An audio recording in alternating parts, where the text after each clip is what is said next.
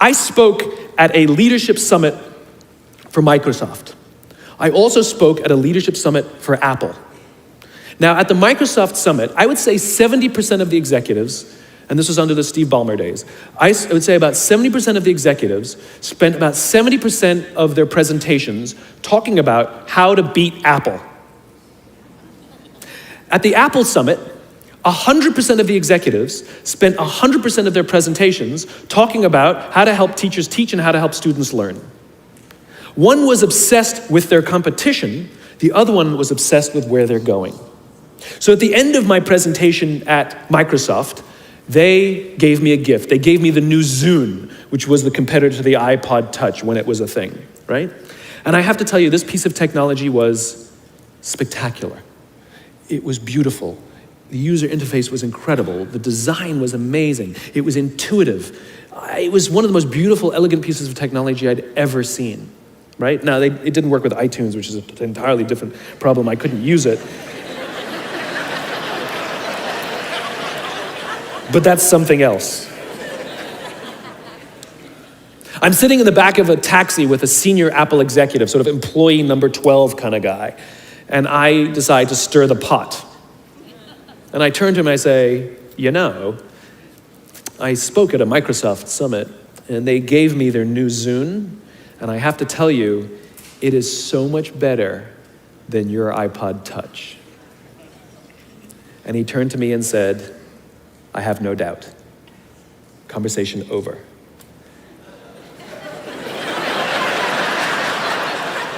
Because the infinite player isn't playing to be number one every day with every product.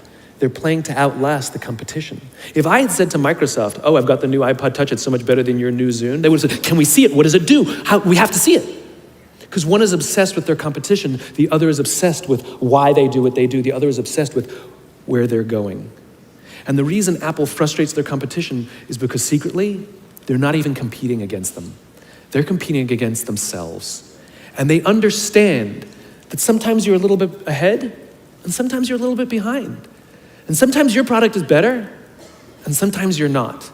But if you wake up every single morning and compete against yourself, how do I make our products better than they were yesterday? How do I take care of our customers better than we did yesterday? How do we advance our cause more efficiently, more productively than we did yesterday? How do we find new solutions to advance our calling, our cause, our purpose, our belief, our why every single day? What you'll find is over time, you will probably be ahead more often.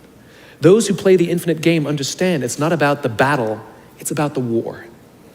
And they don't play to win every day.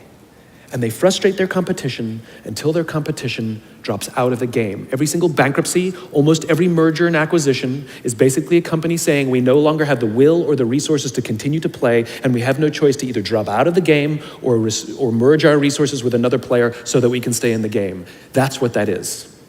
And if you think about the number of bankruptcies and mergers and acquisitions, it's kind of proof that most companies don't even know the game they're in. You want to be a great leader, start with empathy. You want to be a great leader, change your perspective and play the game you're actually playing.